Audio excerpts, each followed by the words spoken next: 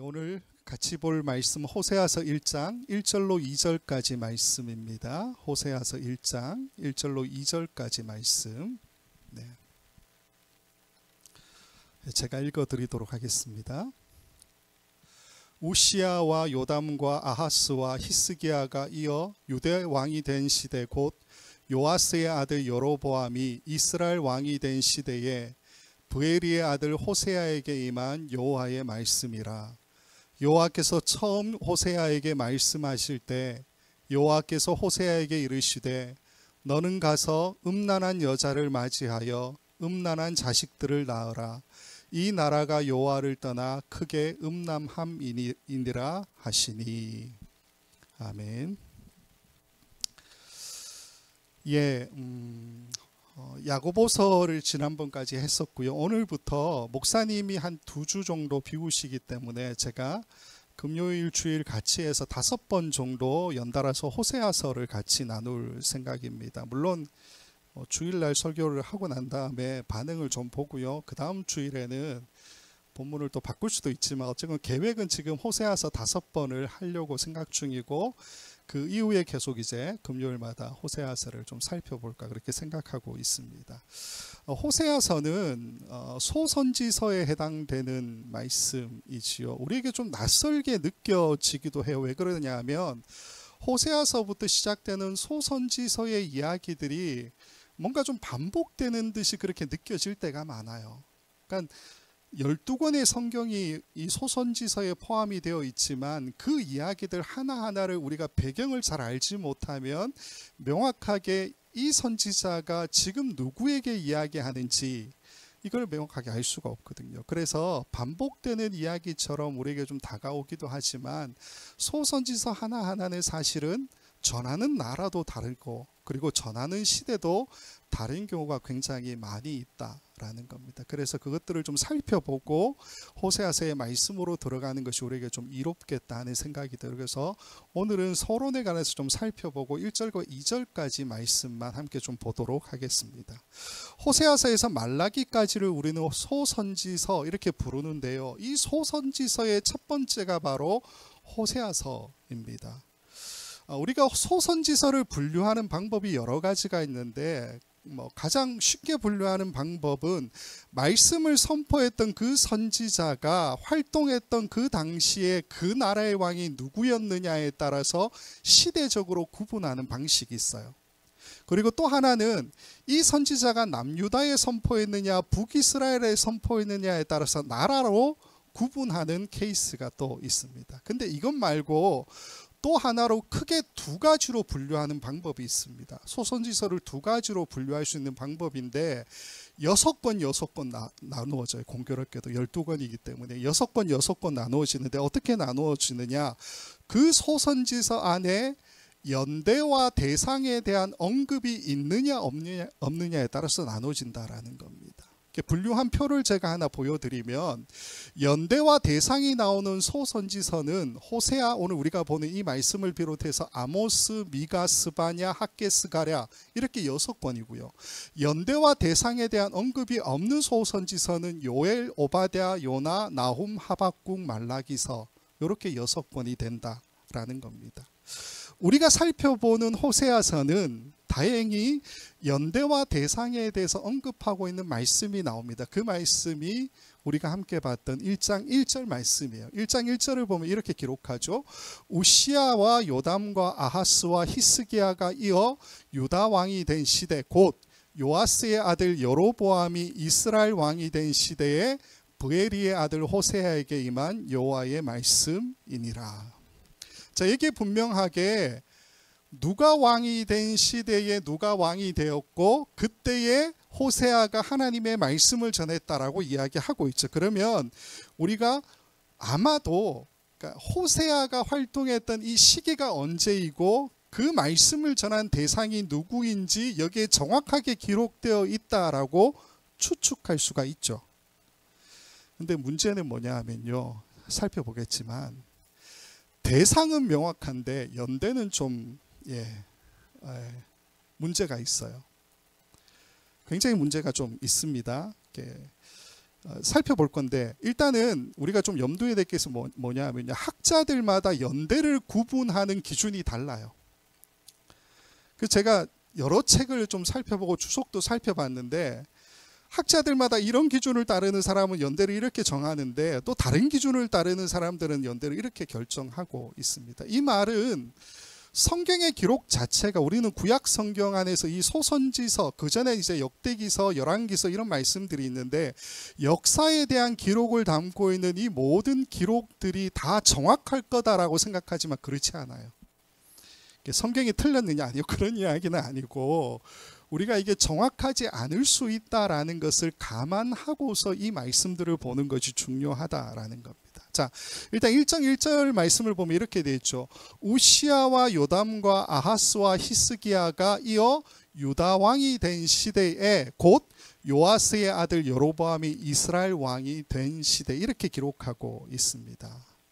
그러니까 말하고자 하는 대상은 뒤에 나오죠. 여로보암이 여로보암 2세입니다. 이 여로보암이 언제 왕이 되었느냐? 그게 우시아와 요담과 아하스와 히스기야가 유다에서 왕이 된 그 시기에 여로보암 2세가 이스라엘에서, 북이스라엘에서 왕이 되었다, 이렇게 이야기하고 있다라는 거죠. 근데 우시아가 왕이 된 거를 우리가 기록으로 좀 살펴보면 아수르에서 나온 기록이 그나마 정확하다고 보고 있어요, 역사학자들이. 그래서 그 기록을 살펴보면 BC 792년경에 우시아가 왕이 되었다라고 그렇게 알려져 있습니다. 그리고 이 우시아가 52년을 통치하거든요.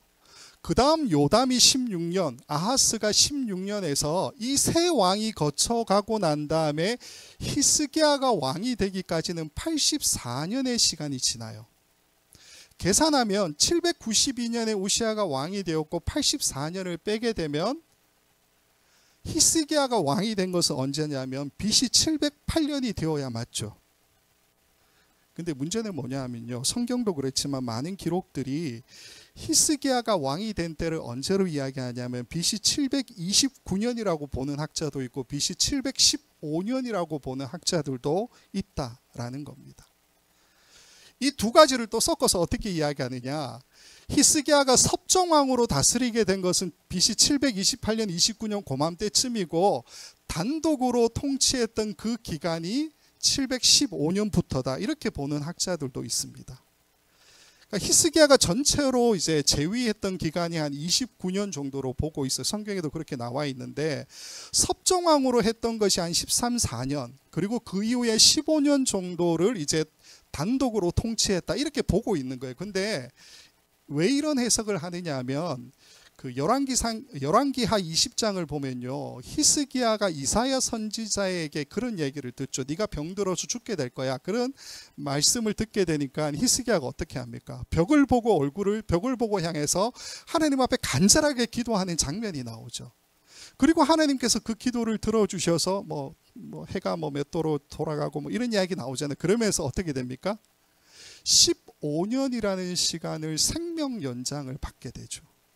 무슨 말이냐면요, 29년의 통치 기간 동안에 앞에 13, 14년 빼고 15년의 그 시간을 단독 통치했다라고 보는 이 시각은 뭐냐면, 히스기야가 15년 하나님으로부터 생명 연장을 받은 그 기간과 동일하다라고 보는 그런 시각이라는 겁니다. 자, 어쨌건 중요하진 않는데요, 아무튼 이런 기록들을 우리가 계산하게 되면 남유다에서 우시아, 우리가 호세아 1장 1절에 처음 나오는 그 우시아 왕으로부터 히스기야가 왕이 된 시점까지 계산상으로는 84년이 나와야 되는 게 맞는데, 이게 역사적인 기록 가운데 히스기야가 왕이 된 것이 BC 729년, 715년이라고 또 기록되어 있으니까 짧게는 64년, 길게는 77년 정도로 그 기간이 줄어들어요. 그러니까 시간적 차이가 여기에서 분명히 존재하더라라는 거죠. 게다가 여로보암 2세가 왕이 된 시점을 대략 794년 혹은 787년 정도로 보거든요. 학자에 따라 조금 달라요. 794년, 787년이니까 792년에 우시아가 왕이 된 걸 계산하면 우시아보다 2년 전 혹은 5년 후에 여로보암 2세가 북이스라엘에서 왕이 되었다, 그렇게 볼 수 있다라는 겁니다. 그리고 40년을 다스렸다고 기록되어 있으니까 사실은 따지고 보면 히스기야는 여로보암 2세가 죽고 난 다음에 한참 있다가 왕이 된 사람으로 기록되어야 맞죠. 그래서 이 1장 1절을 우리가 어떻게 고치는 것이 더 정확하냐면, 우시야 왕 이전에 누가 왕이었냐 하면은 아마샤라는 왕이 있습니다. 그래서 남유다에서 아마샤와 우시야와 요담과 아하스는 좀 애매모호해요. 아하스까지 넣어야 되냐 말아야 되느냐는 좀 논란의 소지가 있지만, 어쨌건 아마샤와 우시야와 요담과 아하스가 이어 유다에서 왕이 된 그 시대에 요아스의 아들 여로보암이 이스라엘에서 왕이 되어 통치했다라고 기록하는 것이 맞다라는 겁니다. 자, 그러면 문제가 있죠. 왜 이 1장 1절에 굳이 남유다의 왕으로 히스기야를 언급하고 있느냐라는 겁니다. 빼도 되잖아요. 시간적으로 안 맞잖아요. 근데 왜 여기에 히스기야를 언급하면서 우리로 하여금 좀 헷갈리게 만드느냐. 제가 이 연도를 정리하느라 한 이틀을 보냈어요. 너무 자료들이 다 달라서 그거 하나하나 맞춰보는데 한 이틀 걸리더라고요. 왜 히스기야를 여기에 넣어두고 있느냐라는 겁니다. 호세아가 여로보암 2세 시대에 활동했던 것은 맞는 이야기입니다. BC 755년에서 710년까지 약 45년 동안 호세아가 이제 북이스라엘을 대상으로 하나님의 말씀을 대언했던 것은 맞아요. BC 755년에서 710년까지 이사야에서 가장 큰 이슈가 뭡니까? 북이스라엘에.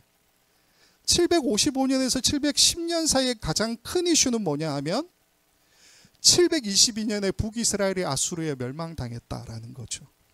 이게 무슨 말이냐면, 이 호세아서 1장 1절에 굳이 여로보암 2세가 왕이 된 이 시점을 기록할 때에 히스기야를 언급하고 있는 이유가 뭐냐 하면, 히스기야가 통치했던 그 시기에, 남유다의 왕으로 통치했던 그 시기에 북이스라엘이 멸망했다라는 거예요.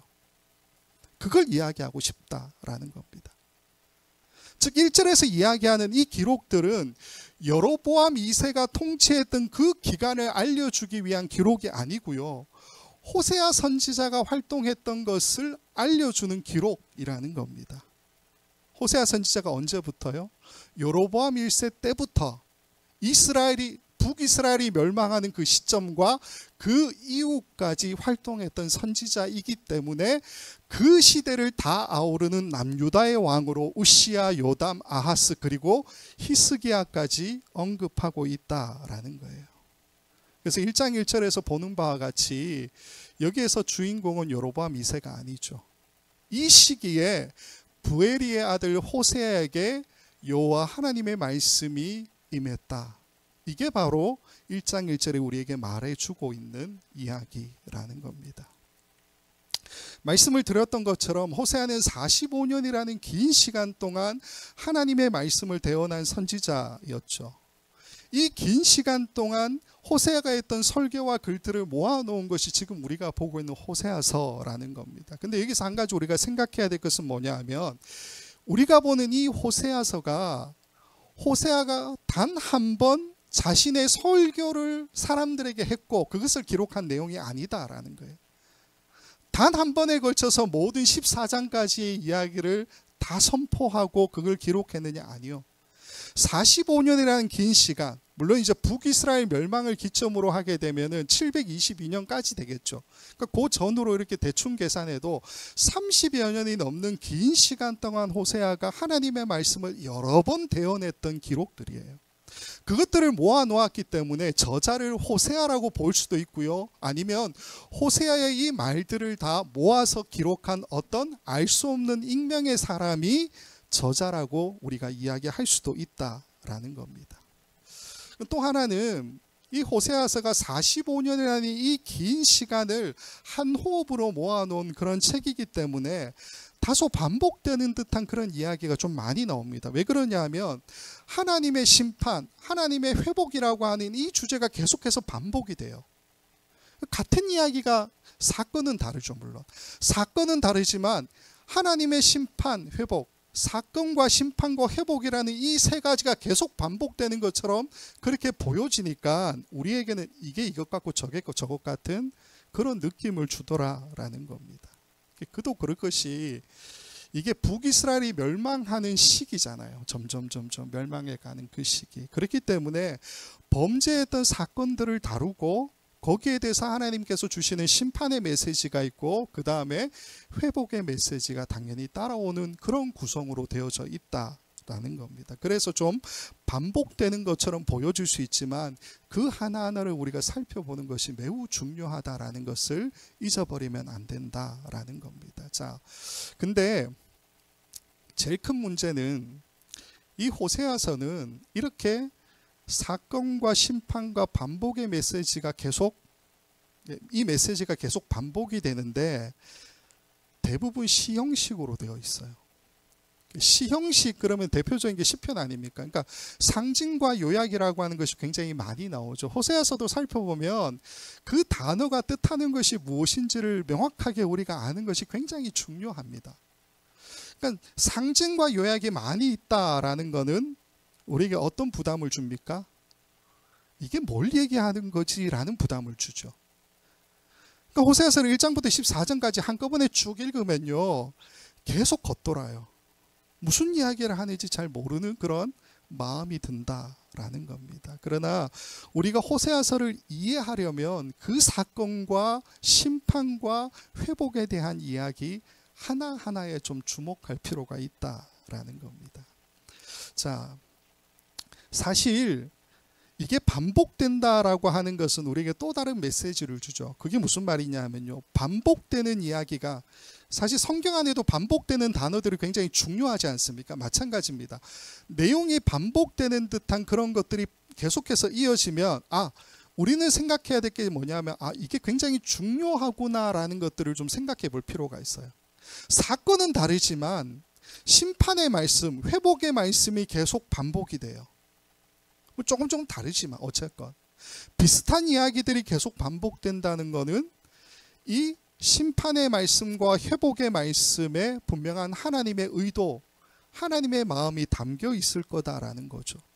어쩌면 우리가 알지 못하는 처절한 하나님의 사랑의 모습 이런 것들이 이 메시지 안에 분명하게 들어있을 거다라는 겁니다. 우리는 이것들을 찾아보는 것이 중요하죠. 그게 호세아서를 바라보는 핵심이 될 수도 있다라는 겁니다. 자, 여기까지 이제 서론을 대충 좀 살펴보고요. 본격적으로 이제 호세아서 안으로 한번 들어가 보도록 하겠습니다. 호세아서가 이제 시작이 되는데 1장 2절 말씀부터 우리가 보게 되는 게 뭐냐면 호세아의 개인사 혹은 가정사에 대한 이야기가 가장 먼저 등장하죠. 이 이야기가 일반적이지 않습니다. 소위 우리가 말하는 막장 드라마 같은 이야기로 시작이 되지요. 앞으로 전개될 이야기도 어느 정도 좀 막장 드라마가 이렇게 좀 기승전결 이렇게 해서 좀 나가지 않겠느냐 그런 기대를 좀 가지게 하는데 이 막장 드라마의 이야기는 2장 1절에서 끝이 나요. 그리고 3장에 가면 앞부분에 잠깐 이제 고멜이 다시 이제 호세아를 버리고 딴 남자들한테 갔는데 이제 하나님께서 고멜에게 그 여자 찾아오라 그러고 내가 북이스라엘을 사랑하는 것처럼 너는 고멜을 사랑하라 이런 이야기를 하는 장면이 3장에 나옵니다. 그리고는 그 다음부터 호세아하고 고멜하고 이제 그 아들과 딸들인 이스르엘, 로루하마, 로암미가 어떻게 살았느냐 성경에 전혀 안 나와요. 드라마 이야기는 거기서 끝이고요.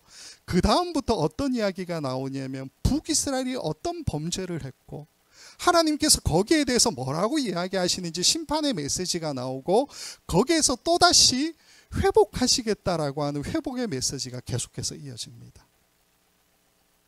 그게 호세아서의 구조예요. 또 하나, 호세아 선지자가 우리가 1절에서 본 것처럼 여로보암 2세 때부터 이제 활동을 시작했다라고 말씀을 드렸는데 이 시기를 우리는 뭐라고 그랬습니까? 제가 히스기야 언급하면서 북이스라엘이 점점 타락하고 결국에는 722년 아수르에게 멸망당했던 그 시기를 이야기한다라고 말씀을 드렸죠. 그러니까 타락의 과정과 멸망의 결과라고 하는 것을 보여주는 선지자 말씀, 이게 호세아서라는 겁니다.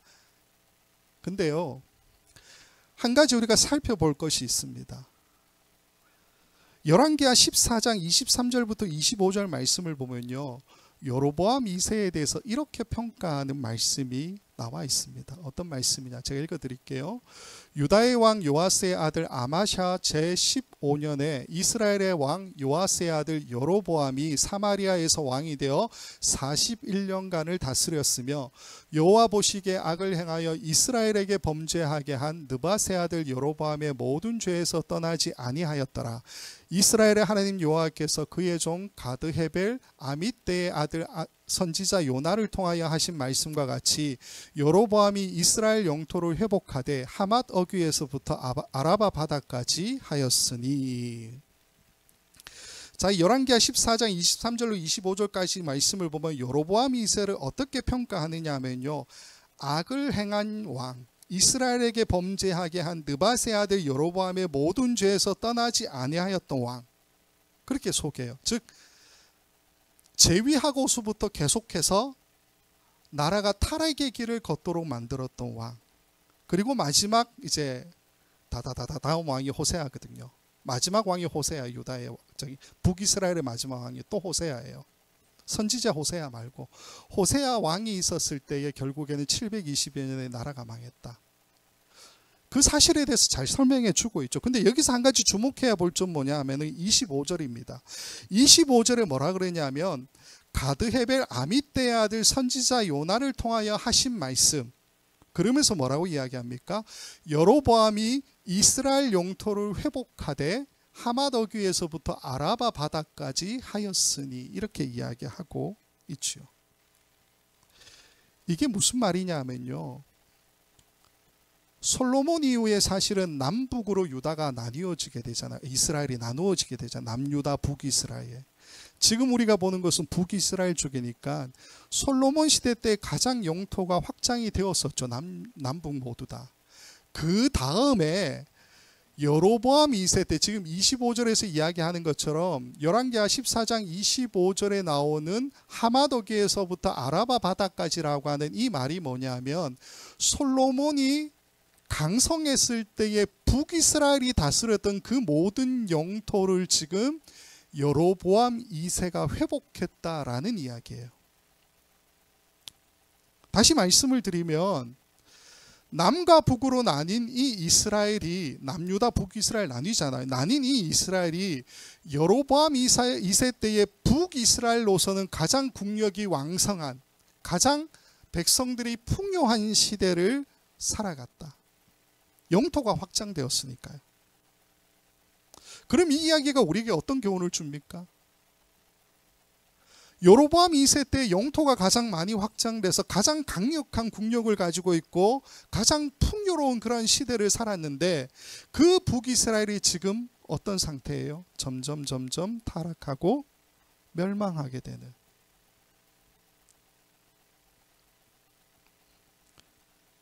고린도전서 10장 12절 말씀을 보면 이런 말씀이 있죠. 그런즉 선줄로 생각하는 자는 넘어질까 조심하라. 바울 사도가 한 이 이야기가 우리 삶에 굉장히 큰 교훈을 주지 않습니까?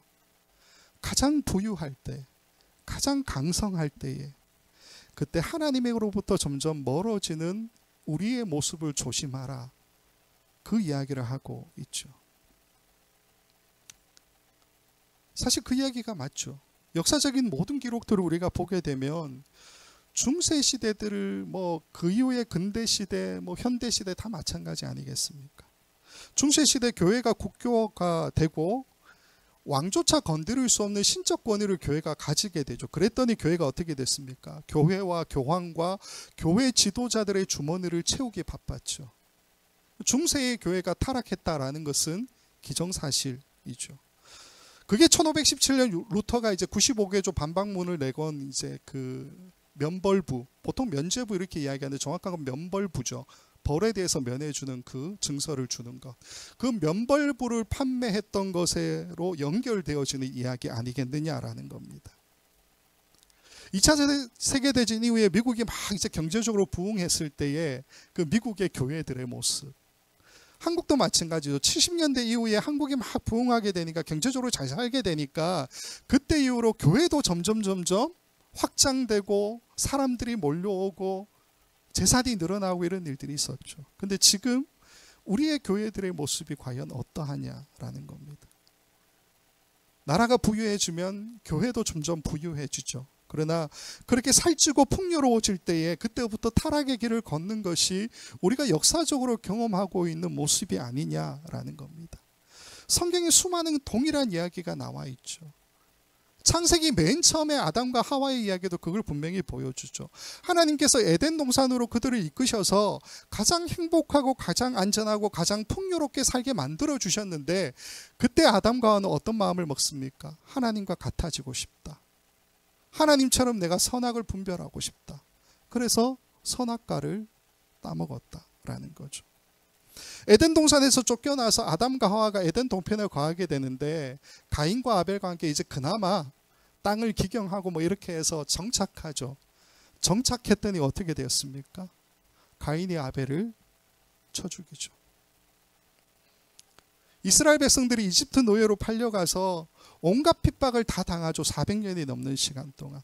하나님께서 백성들을 위해서 모세를 보내서 그들을 홍해 건너편으로 안전하게 다 이주시키지 않습니까? 안전하게 되었더니 그들이 이제는 어떻게 합니까? 물이 없다, 먹을 것이 없다, 하나님 앞에 불평하고 모세를 원망하기 시작하죠. 다윗이 사울에게 쫓겨다녔던 그 모든 시간 15년이 넘죠. 그 시간 동안 얼마나 힘들게 살았습니까? 사울이 죽고 난 다음에 왕이 되었는데 왕이 되고서 가장 먼저 벌어졌던 일이 뭡니까? 자신의 부하의 아내였던 밧세바를 자기 아내로 취하는 사건이었죠. 수많은 성경의 이야기들이 우리 인류는 가장 번성할 때에 가장 타락하는 길을 걸어갔다라는 것을 분명히 말해주고 있다라는 겁니다. 그래서 예수님도 오죽하면 마태복음 19장 24절 말씀에서 이렇게 이야기하고 계시죠. 마태복음 19장 24절. 예. 낙타가 바늘귀로 들어가는 것이 부자가 하나님 나라에 들어가는 것보다 쉬우니라. 우리가 좀 솔직해집시다. 솔직하게 우리가 하나님을 믿고 따라가는 이유가 뭡니까? 여러분이 하나님을 믿고 따라가는 이유가 뭡니까? 말씀대로 내가 살기 위해서요. 그러면 여러분 손해보고 낮아지고 죽을 자리로 가고 나보다 남을 낮게 여기고 다른 사람을 위해서 내 목숨을 내어주는 그 삶을 살아야 돼요. 그걸 위해서 여러분 살아가십니까? 아니죠. 솔직히 이것과 반대되는 길을 꿈꾸면서 기대하는 것이 우리의 신앙생활 아니냐라는 겁니다. 근데 이걸 성경은 뭐라고 부르냐면 우리의 본성이라 불러요. 우리의 죄된 본성. 우리의 본성은 나를 위해, 나만을 위해, 우리만을 위해, 이게 우리의 본성 아니겠습니까? 말로는 거창하게 하나님의 영광을 위하여 뭐 그렇게 이야기하죠. 뭐 솔리 데오 글로리아, 라틴어로 그렇게 이야기하죠. 그러나 사실 나를 위해서 살아가는, 우리를 위해서 살아가는 이 틀을 우리는 결코 벗어나지 못한다라는 겁니다. 여기서 조금 더 가면 우리 교회가 나오고요. 조금 더 가면 뭡니까? 우리나라가 나오죠. 근데 거기서 또 더 벗어나지 못하는 게 우리의 실정 아니냐라는 겁니다. 지금 이스라엘과 하마스, 그러니까 팔레스타인, 이 전쟁의 양상 자체도 점점 이제 전 세계로 퍼져나가는 것을 보죠.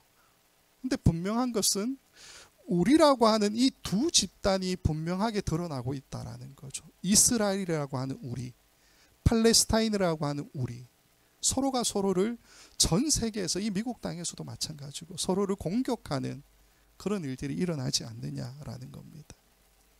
오늘도 우리가 이제 설교 후에 예배를 마칠 때 같이 기도하겠지만 마지막 기도로 항상 하는 기도가 뭡니까? 목사님이랑 저랑 이제 내용은 조금 다르지만 의미는 다 똑같죠. 나 아닌 다른 사람들을 위해, 우리 가족이 아닌 다른 가정들을 위해, 우리 교회가 아닌 이 땅의 모든 교회들을 위해, 성도들이 아닌 복음 안에 있지 않는 사람들을 위해서, 친구가 아닌 원수를 위해서, 우리의 기도가 언제나 바깥을 향하고 나의 경계로 하나님의 역사를 규정하지 말고 하나님의 기준으로 우리의 기도와 삶을 확장해 나가는 것, 이게 우리가 매주마다 드리고 있는 기도가 아니냐라는 겁니다. 근데 여러분, 이 삶을 우리가 잘 살아간다고 평가하고 계십니까? 우리의 본성은 거기에 반대로 가지 않습니까? 결국에는 내 건강, 내 문제, 내 안위, 내 부유함, 조금 더 가면 우리 가족, 조금 더 가면 우리 교회, 부흥, 성장, 확장. 근데 신학적으로 이걸 뭐라고 부르냐 하면요, 번영신학이라고 불러요. 번영신학. 말 자체도 부정적이죠. 번영신학. 오늘 본문에서 북이스라엘 자체가 그러했다라는 겁니다.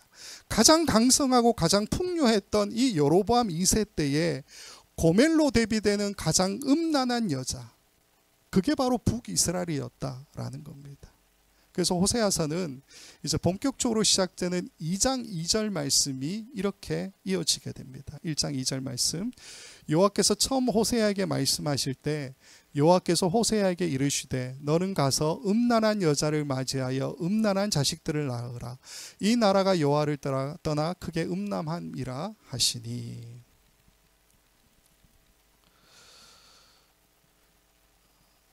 (1장 2절을) 우리가 좀 볼 때에, 물론 이제 호세아서 전체에 대한 이야기이기도 하지만 좀 한 가지 염두에 둬야 될 것이 있습니다. 그게 뭐냐 하면요, 고멜을 향한 이 호세아의 사랑, 즉 하나님께서 호세아에게 사랑하라 그렇게 이야기하시잖아요. 근데 이게 단순하게 모든 것을 눈 감아주고 다 끌어안고 끈질기게 붙들어주고 아낌없이 용서하고 그런 사랑이 아니에요.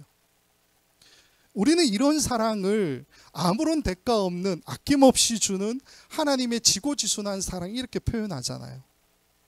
우리는 그렇게 못하니까 지고지순한 그 사랑을 우리가 닮아가야 된다. 하나님은 고멜을 그렇게 사랑하셨듯이 우리를 사랑한다. 호세아서를 대부분 그렇게 해석하는데 아니요, 호세아서는 그런 내용이 아닙니다. 그런 사랑에 대해서 이야기하지 않느냐, 그건 아니고요. 하나님의 그 사랑의 모습이 있어요. 그러나 그게 다가 아니다라는 겁니다. 이 2절에서 우리가 만날 수 있는 하나님은 어떤 모습으로 우리에게 다가오느냐 하면요, 맨 먼저 눈에 띄는 말씀이 뭐냐 하면 고발하시는 하나님의 모습이 나오는 말씀이에요. 그 말씀이 뭐냐 하면 음란한 여자라는 말이고요, 음란한 자식들이란 말이고, 이 나라가 여호와를 떠나 크게 음란함이니라 라고 말씀하시는 그 말씀이다라는 겁니다. 하나님의 고발하시는 모습, 그리고 분노하시고 진노하시는 모습이 가장 먼저 나와요. 그게 호세아서 1장 2절이고요. 다음부터 계속 이어지는 2장부터 시적 표현이 많다고 그랬잖아요. 보면은 말씀드렸죠. 사건이 나오고 심판의 말씀이 나오고 회복의 이야기가 나온다고요. 그 심판의 말씀을 이야기하는 그 모습이 뭐냐면 하나님의 고발하시는 모습, 하나님께서 진노하시고 분노하시는 모습이에요. 호세아서는 그 모습을 우리에게 분명히 보여주고 있다라는 겁니다. 보통 우리가 하는 사랑은 뭡니까? 우리의 사랑은 계약관계잖아요. 계약관계 이렇게 이야기하니까 좀 오해할 수 있는데, 계약이 뭡니까? 내가 당신을 사랑하고 당신이 나를 사랑하기로 결정합시다. 이게 사랑이잖아요. 그러면서 이 사랑에는 뭐가 기준이 됩니까? 우리가 서로 결정한 어떤 경계선, 기준이 분명히 있고 이러이러한 부분에 있어서 경계를 정하고 기준을 정했으니까 이것을 함께 지켜나갑시다 라고 약속하는 것이 우리의 사랑이죠. 계약관계. 근데 결국에는 이 사랑은 뭡니까? 정해놓은 경계선, 정해놓은 선들을 지켜가는 게 사랑이에요. 만약 어느 한쪽이 이 경계선을 넘어가고 선을 넘어가 버리면은 결론이 뭡니까? 이혼, 파혼, 결별, 이거잖아요.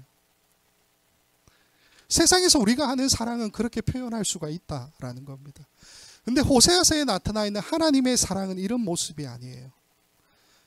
가장 먼저 눈에 띄는 것이 뭐냐 하면 아내와 남편이라고 하는 사랑하는 관계로, 계약 관계로 들어가야 되는데, 이 아내가, 고멜이라고 하는 이 여자가 어떻게 불리는 여자냐면 음란한 여자라고 불리고 있다라는 거예요. 1장 2절을 보면 음란한 여자.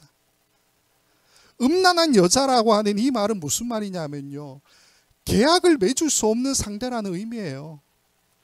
이미 경계선을 넘어가 버린 여자, 그런 의미를 가지고 있다라는 겁니다.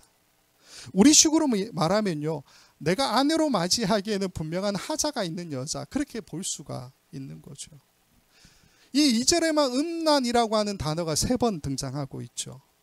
음란한 여자라고 하는 이 말은 이쏴자나라고 하는 이 단어인데, 이쏴라고 하는 이 단어가 여자를 가리키고 여성, 여자, 자나가 음란이라고 하는 단어를 가리킵니다. 근데 이수아라고 하는 이 단어 자체가 여자라고 하는 뜻도 있지만 아내라고 하는 뜻도 분명히 있어요. 그래서 여기에서 고멜을 음란한 여자라고 해석해도 되지만 다르게도 해석할 수 있죠. 음란한 아내. 근데 고멜이 아직 호세아하고 만나서 결혼한 관계가 아니잖아요. 그 고멜을 이미 부르는 말이 뭐라고요? 음란한 아내. 그 말은 무슨 말입니까? 이미 남편이라고 불릴 만한 사람이 있었던 여자, 혹은 여러 남자들로 인해서 순결이 더럽혀진 여자, 이런 의미 아니겠습니까? 분명한 한계가 존재하는 여자, 내 아내로 맞이할 수 없는 여자였다는 거예요. 음란한 여자라고 하는 이 말이 단순하게 바람기가 많고 섹시하고 그런 여자의 의미가 아니다라는 겁니다. 이미 남편이라고 불릴 만한 사람이 있었고, 혹은 여러 남자들로 인해서 순결을 잃어버린 그 상태에 있는 여자, 결혼관계로 들어가기에는 부족한 여자였다라는 거예요. 그런데 하나님께서 호세아에게 이 여자를 어떻게 하라고 이야기하십니까? 맞이하여. 1장 2절을 보면 맞이하여 이렇게 이야기하죠. 맞이하여. 이 맞이하여로 쓰인 단어가 라카흐라고 하는 단어입니다. 주일에도 또 살펴보겠지만 이 라카흐라고 하는 이 단어의 뜻이 뭐냐면 결혼하다, 아내로 맞이하다, 이런 뜻이에요. 호세아에게 맞이하라 하나님께서 명령하신 이 명령은 뭡니까? 나하고 결혼관계를 맺기에는 이 여자가 하자가 너무 많아요. 문제가 많아요. 근데 하나님은 뭐라고 이야기하신다고요? 이미 남편이 있을 수도 있는데, 이미 여러 남자를 통해서 이 여자가 순결을 잃어버렸을 수도 있는데, 너는 이 여자하고 결혼해라. 그게 하나님의 메시지라는 겁니다.